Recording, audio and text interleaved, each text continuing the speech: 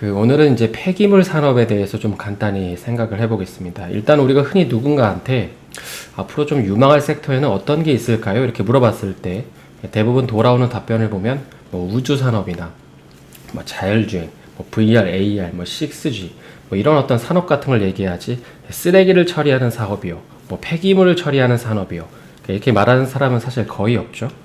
네, 하지만 역설적이게도 이 폐기물 사업은 앞으로 이제 엄청나게 성장할 것으로 좀 기대되는 유망 섹터입니다. 그래서 오늘은 이제 간단히 한국을 포함해서 이제 현재 이 폐기물 시장의 상황은 어떤지, 그리고 이제 그 가운데서 이제 국내에 상장된 업체들이 뭐 인선 ENT나 코엔텍, 그리고 이제 Y엔텍의 어떤 주가 흐름이 왜 이렇게 지지부진한지에 대해서 좀 간단히 살펴보겠습니다. 일단 이제 이 국내 폐기물 산업과 관련된 기업들을 좀 살펴보기 전에 이제 이쪽 산업을 좀 한번 공부를 해보신 분들이라면 아시겠지만, 현재 이제 전 세계에서 가장 유명한 폐기물 기업이라고 하면 이 웨이스트 매니지먼트라는 이제 회사가 있습니다. 그래서 이제 구글의 이 회사의 어떤 주가를 검색을 해보시면 최근에도 이제 꾸준히 상승을 하는 모습을 볼 수 있는데요. 이제 이유가 무엇일까요?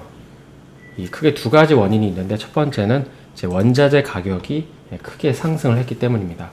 이거는 한번 이제 곰곰이 생각을 해보시면 되는데, 일반적으로 이제 폐기물의 대부분을 좀 떠올려 보면 음식물이 차지를 많이 하고 있죠.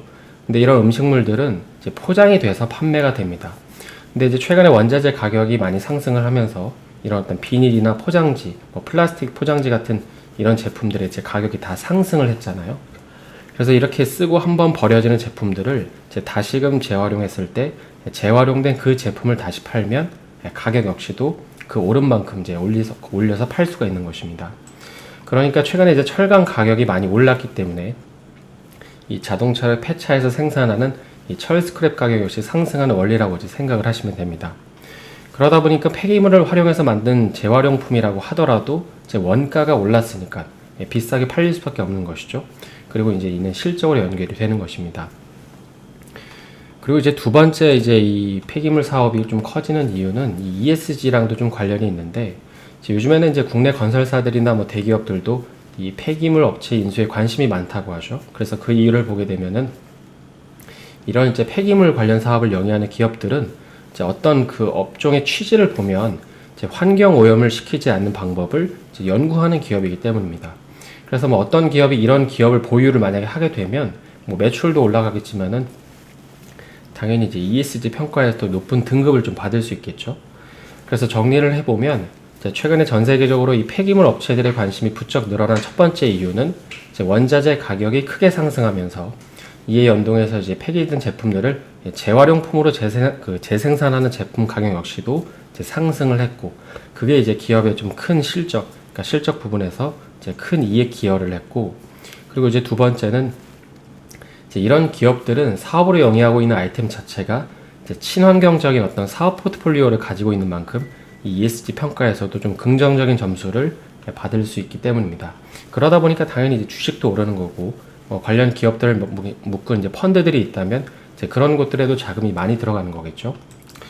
그런데 한편으로 좀 생각을 해보면, 이제 현재 그 해외는 이런 상황이 있지만 현재 국내 대표 폐기물 업체라고 하면 이제 하나는 인선 ENT가 있고, 뭐 다른 하나는 이제 뭐 코엔텍이나 Y엔텍 같은 회사가 있는데, 그런데 이제 이들 기업들의 좀 주가를 이렇게 보게 되면은 이거는 이제 인선 ENT의 주가이고요.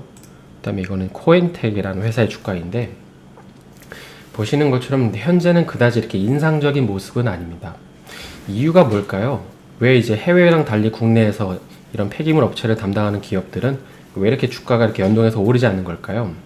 일단 이제 이 점을 좀 살펴보기 전에 잠깐 이 한국에서 정의하는 이 폐기물의 분류랑 정의를 좀 간단히 살펴보고 넘어가야 될 것 같습니다.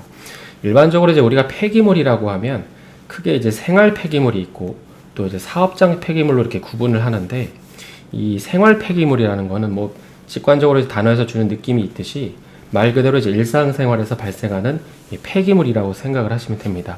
그래서 예를 들면은 뭐 가정에서 버리는 가정 쓰레기, 또 이 공사장에서 발생하는 뭐 이런 생활 폐기물 같은 걸 일반적으로 생활 폐기물이라고 우리가 일컫습니다. 근데 이제 반면에 그 사업장 폐기물이라는 거는, 이거는 이제 달리 표현하면 이제 산업 폐기물이라고도 이제 부르기도 하는데요. 그러니까 말 그대로 이제 산업 활동을 하면서 나오는 폐기물이기 때문에, 그런데 이 사업 폐기장 폐기물 같은 경우에는 여기서부터 보시는 것처럼 이제 일반 폐기물, 그리고 이제 지정 폐기물, 그다음에 이제 건설 폐기물로 세분화가 됩니다. 그리고 조금 더 이제 나눠 보면은 뭐 유해성의 어떤 강도에 따라서 뭐 유해 폐기물과 또 일반 폐기물로 구분이 되긴 합니다. 근데 이제 뭐 굳이 이걸 외우거나 이제 이해하실 필요는 없지만은 어찌됐든 최근 뉴스를 보면 뭐 쓰레기 대란이다, 뭐 폐기물 대란이다, 그러니까 이런 얘기가 많잖아요. 근데 왜 인선이엔티나 코엔텍 같은 이런 사업을 하는 기업들의 주가는 왜 이렇게 오르지 않는 걸까요?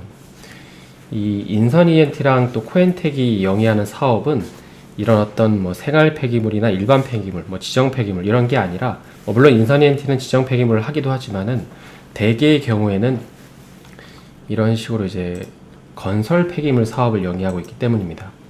그래서 이 건설 폐기물이라는 거는 정의를 보게 되면은 이 건설 현장에서 발생하는 이 5톤 이상의 폐기물을 가리키는데, 근데 이제 우리가 알다시피 현재 건설 현장이 이 시장이 예상하는 것만큼 막 그렇게 호황이 아니죠. 현재 그 건설 섹터 같은 경우에는 잠깐 이슈를 이제 좀 복기를 해보면, 이제 올해 초에 정부의 공급 확대 정책이 있었잖아요. 그래서 급격하게 막 올랐는데, 그래서 다시금 이제 그 현재는 다시금 이렇게 하락을 했다가 조금 이제 반등을 했지만, 그 이유를 좀 보게 되면 일단 그 저변에는 이제 이런 식으로 미분양 그 이슈가 있었고, 그리고 또 최근에는 이제 철근 가격이 너무 올라서 이제 수급적인 문제도 있었죠. 그리고 또 기간이 길지는 않았지만은 비도 많이 왔었기 때문에 이런 점들이 좀 복합적으로 다 벌어지면서 이 건설 현장이 제대로 움직이지 못했기 때문입니다. 그러니까 이제 건설 현장이 좀 바쁘게 돌아가야 거기서 발생되는 어떤 폐기물들을 가지고 사업을 하는 건데, 현장 자체가 바쁘지 않다 보니까 이 건설 폐기물 사업을 영위하고 있는 기업들의 주가도 지지부진할 수밖에 없는 것이죠. 물론 이제 지금 주가가 그렇다는 거지, 이제 사실 이들 기업들을 조금 길게 이제 펼쳐놓고 보면 이제 엄청난 성장을 하긴 했습니다. 일단 인선이엔티 같은 경우에는 보니까 2016년부터 이제 실적이 한 차례도 역성장한 적 없이 꾸준히 이제 올라왔고, 뭐 코엔텍 같은 경우에도 2019년에 잠깐 주춤했지만 다시 올라왔고, 특히 이제 이 YN텍 같은 경우에는 이제 어마어마하게 성장을 했기 때문입니다. 그래서 이제 현 시점에서 이들 기업들이 좀 다시금 좋은 흐름을 보이려면 가장 먼저 선행되어야 되는 이벤트 중에 하나는 바로 이 건설 현장이 다시금 이 바쁘게 돌아가는 것입니다. 그리고 또 이제 이걸 확인하는 방법은 아마도 이 건설사들의 주가를 좀 보면서 판단할 수 있겠죠. 그러면 이제 기업 얘기는 좀 이 정도로 하고, 만약에 이 폐기물 시장이 이 시장이 예상하는 것처럼 또 시장이 이제 전망하는 것처럼 정말 커진다면 이 폐기물 사업 말고 이와 연계해서 좀 생각해 볼 수 있는 사업에는 뭐가 있을까요?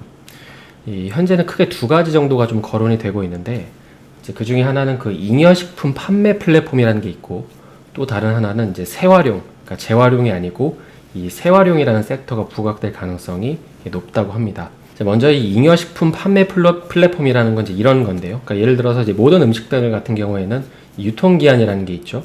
그리고 또 어떤 경우는 유통기한을 뭐 며칠 넘은 것들은 우리가 먹기도 하지만은 일반적으로 이 정해진 유통기한이 넘어가면 우리는 이걸 다 버립니다. 그러니까 음식물 쓰레기가 이제 되는 것이죠.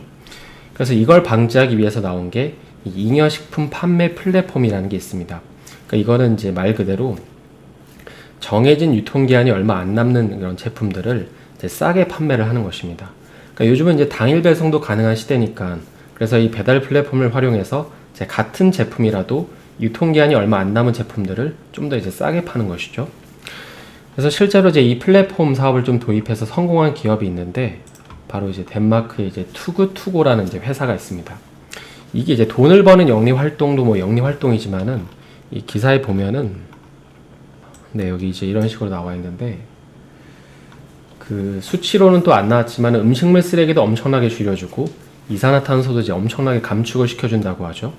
그래서 이제 찾아보니까 한국에는 비상장 기업으로 이 라스트오더라는 회사가 이제 비슷한 사업을 좀 영위를 하고 있습니다. 그래서 좀 찾아보니까는 입소문만 타면 금방 커지지 않을까 싶긴 한데요.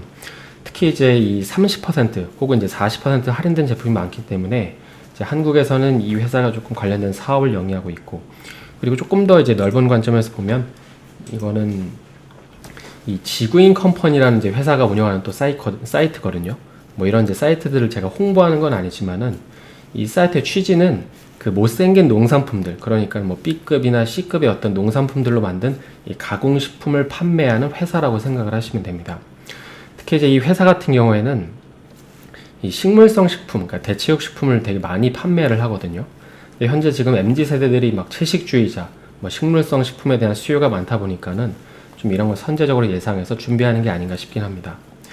그리고 이제 두 번째로 이 폐기물 사업과 연계해서 파생되는 그 신사업 중에 하나는 이제 재활용이 있습니다. 그러니까 재활용이 아니고 이제 이건 재활용이거든요.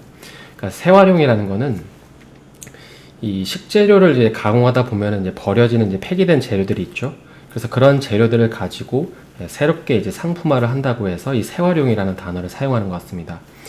여기 보시는 거는 이거는 이제 단순히 과자라고 이제 생각을 하실 수 있는데 그 미국의 이제 구피씨라는 회사에서 판매하는 스낵인데 이 재료, 그러니까 이 과자가 되는 그 재료는 이 연어의 껍데기로 만든 이제 과자입니다. 그래서 이런 식으로 이제 다시금 그 버려지는 재료를 활용을 하는 것이죠. 그래서 이제 뭐 이 외에도 뭐 맥주를 만들면서 남은 찌꺼기로 쿠키를 만드는 회사도 있고 또 아직은 이제 사실 이런 것들이 크게 체감은 안 되시겠지만은 뭐 우리가 이제 음식물 찌꺼기로 만든 재료로 음식을 먹는다는 게 체감을 안 되긴 하겠지만은 개인적으로는 이런 산업들이 조만간 환경이랑 묶여서 크게 아마 부각이 되지 않을까 싶긴 합니다. 그래서 오늘은 좀 간단히 폐기물 산업에 대해서 살펴보고 그 중에서 국내 상장사들의 주가가 왜 이렇게 지지부진한지 그런 점들에 대해서도 좀 살펴봤는데요. 남은 하루 마감 잘 하시고 저는 내일 다시 인사드리겠습니다. 오늘 영상이 도움이 되셨다면 좋아요와 구독 부탁드립니다.